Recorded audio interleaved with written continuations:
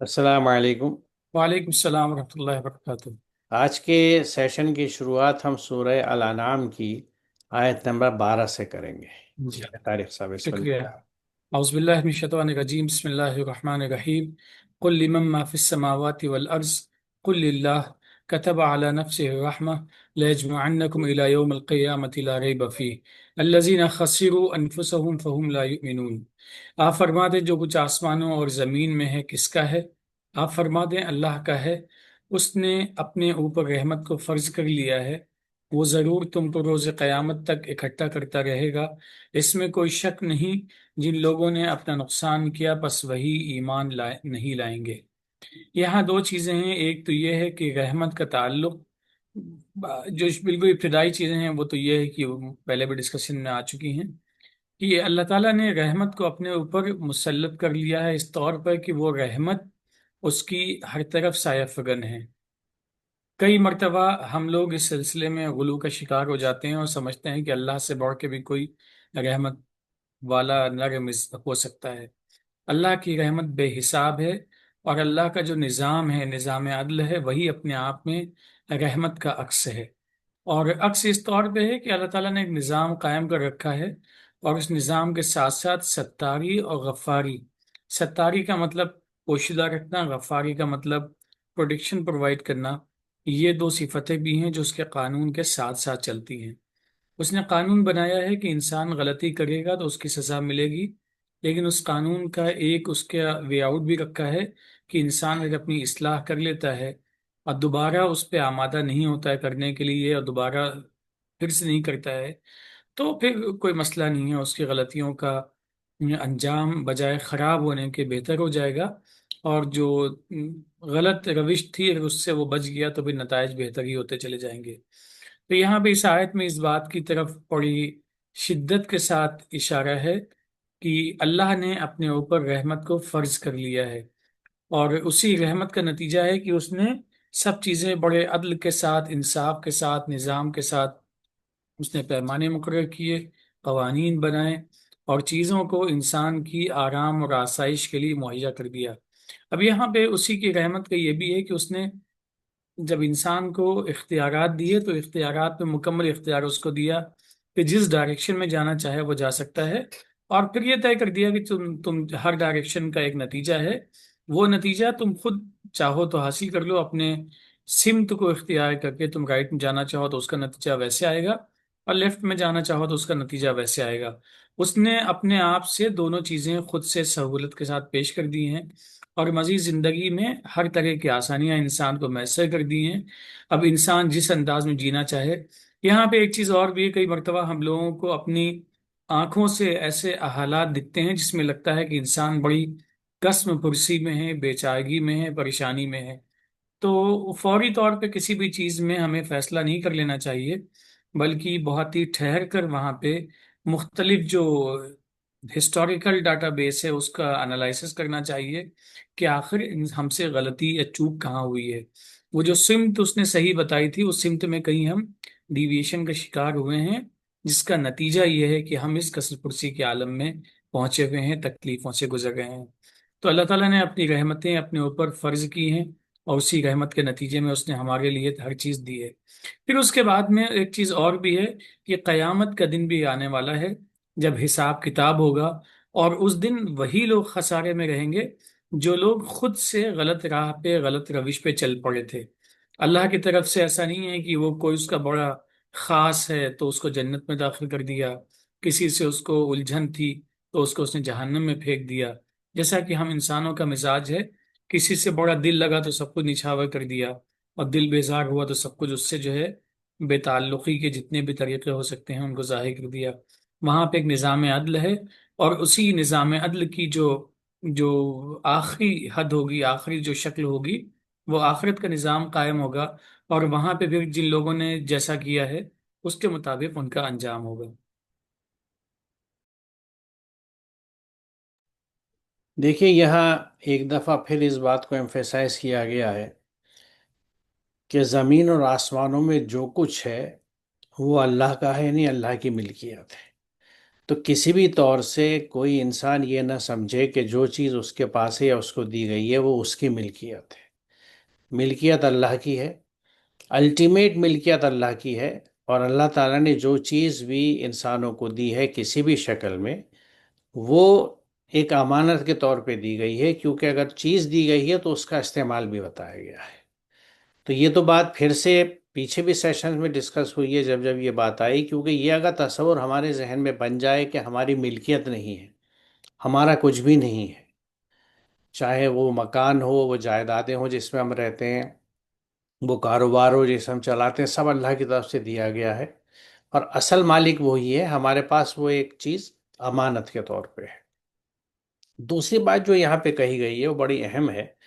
کہ اللہ تعالیٰ نے اپنے اوپر رحمت فرض کر دی ہے۔ یہی چیز اسی سورہ الانعام میں آگے ہم دیکھیں گے، آیت نمبر 54 میں، 54 میں بھی کہی گئی ہے۔ یہی دو مقام ہے جہاں پہ اللہ تعالیٰ نے ایمفیسائز کی ہے اس بات پہ کہ اس نے رحمت اپنے اوپر فرض کر لی ہے۔ اب یہاں دو چیزیں ہیں، دو رخ سے میں اس پہ بات کرنا چاہوں گا۔ ایک بات تو یہ کہ جب رب نے اپنے اوپر رحمت فرض کر لی ہے اور اس کا نتیجہ یہ ہے کہ اس کی رحمت کے، اس کے کریمی کا، اچھا یہ بھی ہم ذہن میں رکھیں جو اس کی دو بڑی صفات ہیں جن سے وہ اپنا تعارف دیتا ہے، الرحمن الرحیم،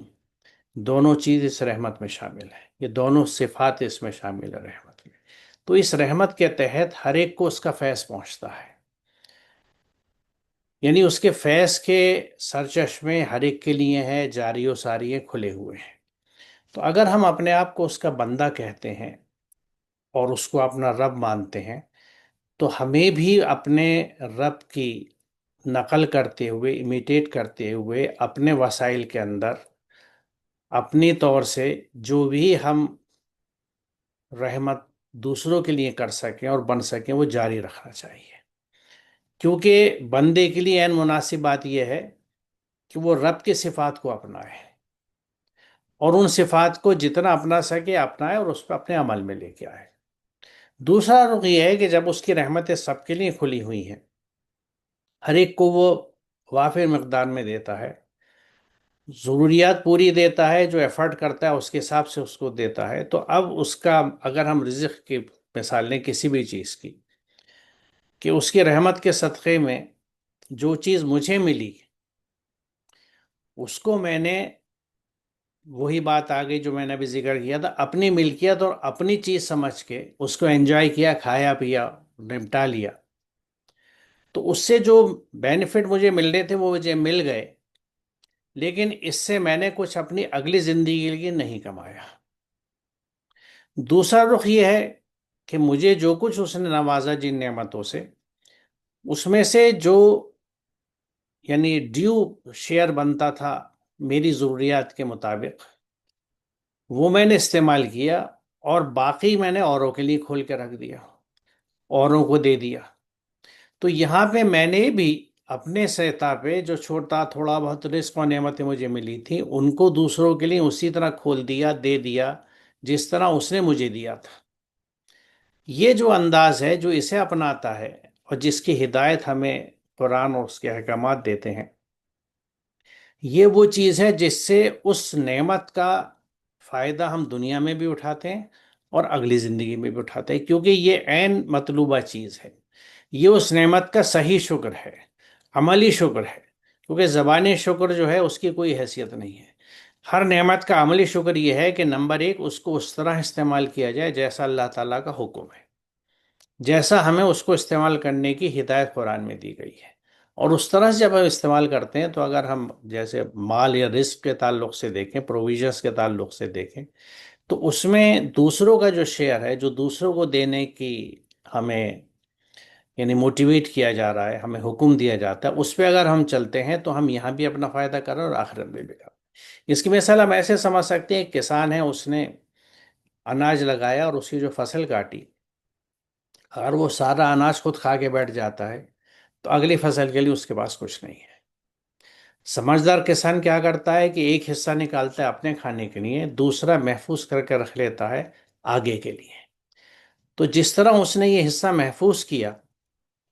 وہ ہماری مثال یہاں آتی ہے کہ جو ہم نے دوسروں پہ خرچ کر دیا وہ ہماری اگلی زندگی کے لیے محفوظ ہو گیا۔ یعنی ہم یہ کہہ سکتے ہیں کہ جو ہم نے اپنے اوپر استعمال کر دیا وہ تو ڈوب گیا، لیکن جو ہم نے دوسروں پہ خرچ کر دیا وہ ہمارے آگے جائے گا، وہ ہماری اگلی زندگی میں کام آئے گا، آگے تک کام آئے گا۔ یعنی جس کو قرآن کہتا ہے کہ تم نے اپنے آگے کیا بھیجا ہے، اپنے ہاتھوں سے کیا کمایا ہے جو اپنے آگے بھیجا ہے۔ تو جو کچھ ہم نے دوسروں پہ خرچ کر دیا، جو کچھ کام دوسروں کے لیے کیا، جو کچھ خدمت دوسروں کی کری، ہاتھ پیروں سے، مال سے، اپنے خوش اخلاقی سے، یہ سب چیزیں وہ ہیں جو آگے جائیں گی۔ تو ہم بھی اگر دوسروں کے لیے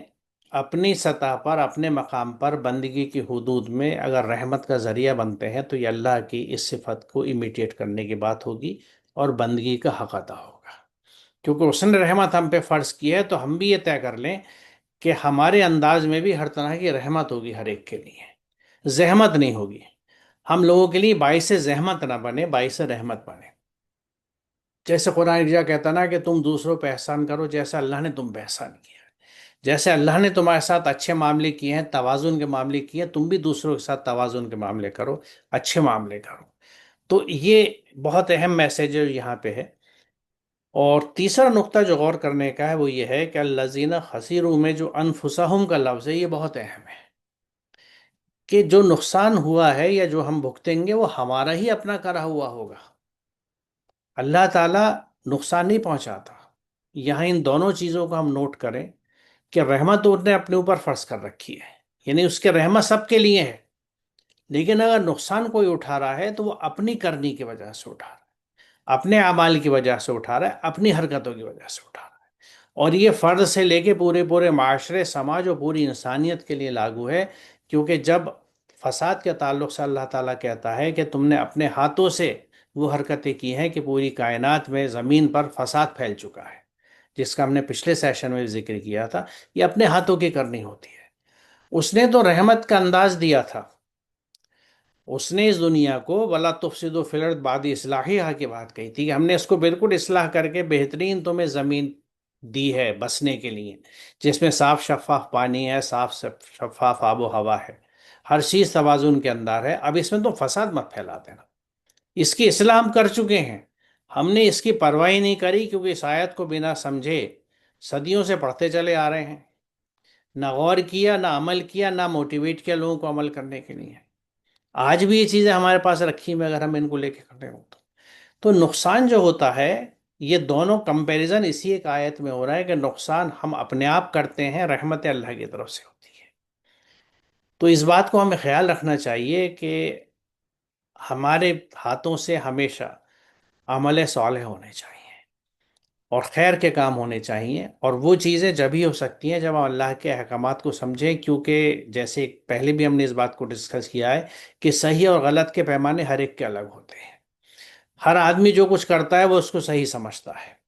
تو صحیح غلط کا فیصلہ بھی کتاب ہدایت کرتی ہے، یعنی قرآن کرتا ہے، وہ کسوٹی کرتی ہے جو ہمیں دی گئی ہے، جو کھول کے الگ کر دیتی ہے کہ صحیح کیا ہے، غلط کیا ہے۔ تو اللہ کے احکامات کے مطابق اگر ہم ایسی زندگی گزاریں گے جس میں عمل صالح کرتے رہیں گے تو پھر ہم اپنا نقصان نہیں کریں گے، کہ اپنا نقصان ہم وہی کرتا ہے جو ایمان نہیں لاتا، یعنی جو اللہ پہ، اس کی کتابوں پہ، اس کی ہدایت پہ ایمان نہیں لاتا، اور جب ایمان نہیں لاتا تو ان کو سمجھتا بھی نہیں، ان پہ عمل بھی نہیں کرتا۔ اور یہ بھی حقیقت ہے اگر صرف زبانی ایمان لائے اور عملاً اس پہ ہم نے ایکٹ نہیں کیا، اس کو فالو نہیں کیا، تو وہ بھی بیکار رہ جاتا ہے، کیونکہ ہمارے عمل دوسرے انداز کے ہو جاتے ہیں۔ چلے طارق صاحب اگلی آیت لے لیں۔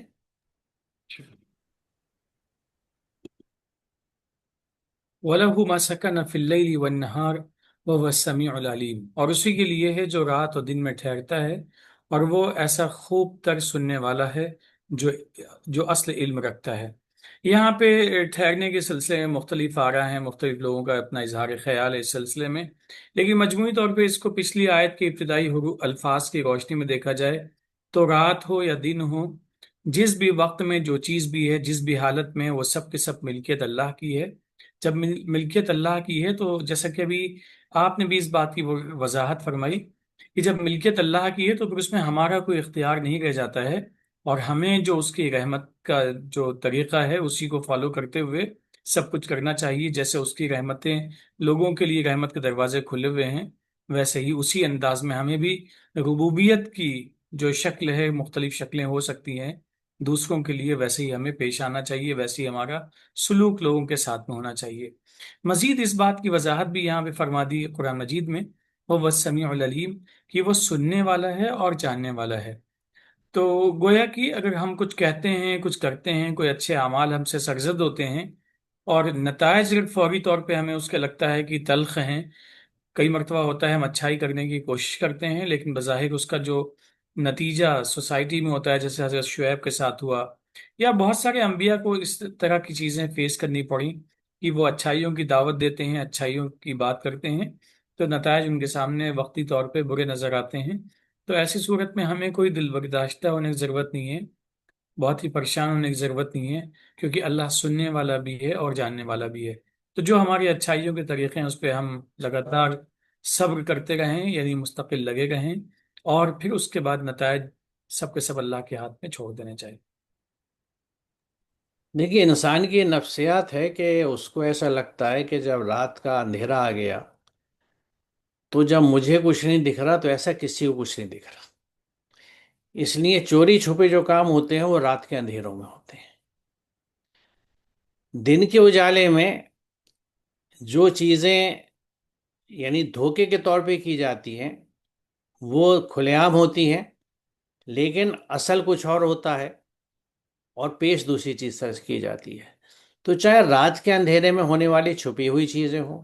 یا دن میں کھلے عام ہونے والی چیزیں ہوں جن میں دھوکہ دھڑی بھی شامل ہے، ہر طرح کی اللہ تعالیٰ ہر چیز سے واقف ہوتا ہے، یعنی اس سے ہر چیز کھلی ہوئی ہے، کیونکہ وہ نہ صرف بہترین سننے والا ہے بلکہ اصل علم رکھنے والا ہے، یعنی علیم کی شدت اور ال لگا کے اصل، یعنی صحیح اور مکمل علم رکھنے والی جو ہستی ہے وہ ہر چیز سنتی دیکھتی ہے۔ تو رات کے اندھیروں میں جو کچھ ہوتا ہے اس کا دوسرا رخ بھی ہے، جیسا آپ نے کہا کہ رات میں اور دن میں جتنی بھی مخلوق جو بستی ہے وہ سب اس کی ہے، وہ جو کچھ کرتی ہے اس کی نظر میں آ جاتا ہے۔ ایک اور رخ سے ہم یہ سمجھتے ہیں کہ جو کچھ زندگی یہاں پر ہے اس کے تمام زندگی کے ادوار جو ہے، دور ہیں، فیزز ہیں، سائیکلز ہیں، وہ انہی دو حصوں میں گزرتے ہیں، یا تو دن میں یا رات میں۔ ان تمام چیزوں کا مالک بھی وہ ہے، نظم بھی وہ کرتا ہے، اور وہ واقف بھی ہے ہر طرح سے۔ تو کل ملا کے اس سے ہم یہ سمجھ سکتے ہیں کہ وہ جو بات پہلے کہی گئی تھی کہ آسمان و زمین میں جو کچھ ہے وہ اللہ کا ہے، اس کو مزید اس طرح سے سمجھایا جا رہا ہے کہ اگر تم زمینی کے رخ سے دیکھ لو تو جو دونوں دور تمہارے اوپر گزرتے ہیں زمین پہ، دن کے اور رات کے، اس میں جو کچھ ہوتا ہے اور اس میں جو کچھ ٹھہرتا ہے، جو کچھ چلا جاتا ہے، جو کچھ تم کرتے ہو، یہ سب چیز اللہ جو ہے وہ بخوبی واقف ہے۔ اور جیسا پچھلی آیت میں کہا گیا تھا کہ کوئی شک نہیں ہے اس بات میں کہ قیامت کا دور آئے گا، ایک وہ پیریڈ آئے گا جس کے اندر جس نے جو کچھ کیا ہوگا وہ اس کو لے کے حاضر ہوگا، اور اسی کی بنیاد پہ فیصلے کیے جائیں گے۔ تو ہمیں کبھی بھی اس غلط فہمی میں مبتلا نہیں رہنا چاہیے کہ ہم کوئی چیز اللہ سے چھپا کے کر سکتے ہیں۔ کرنے کے بعد تو دور سے ہی، ہم جو کچھ سوچتے ہیں جو ہمارے دلوں میں ہے وہ اس سے بھی واقف ہے۔ تو لہٰذا ہماری کوشش یہ ہونی چاہیے کہ کسی بھی طرح سے ہم اللہ کے احکامات سے اور اس کی حدود کو نہ توڑیں۔ اب یہاں پھر وہی بات آتی ہے جس کو ایمفیسائز کرنا ہمارے اس پورے سمپلی قرآن کے یعنی مشن کا حصہ ہے، کہ اللہ کی حدود کو نہ توڑنا اور اس کے احکامات سے نہ نکلنے کے لیے یہ لازمی ہے کہ ہم میں سے ہر کوئی قرآن کو پڑھے، سمجھے، اس پہ غور و فکر کرے، جیسا قرآن تدبر کا حکم دیتا ہے، جس طرح سوات 29 میں یہ کہا گیا ہے کہ ہر جو پڑھے غور و فکر کرے اور عقل مند اس سے سبق لیں۔ تو جب تک ہم پوری طور سے قرآن سے واقف نہیں ہوں گے، اس کی جو طے کردہ حدود ہیں، جو لمیٹیشنز ہمیں دی گئی ہیں، جو دائرے ہمیں دیے گئے ہیں، جو احکامات ہمیں دیے گئے ہیں، یعنی اپنی پوری زندگی گزارنے کے لیے ان سے واقف ہونا بہت ضروری ہے، تاکہ ہم یہ سمجھ سکیں کہ ہماری حدود کیا ہے اور ان حدود کو ہم نہ توڑیں تاکہ اللہ کی پکڑ سے بچیں۔ میرے خیال سے طارق صاحب آج ہم یہاں رکتے ہیں، جی مناسب ہے۔ انشاءاللہ اگلے سیشن میں اس سے آگے چلیں گے۔ السلام علیکم۔ وعلیکم السلام۔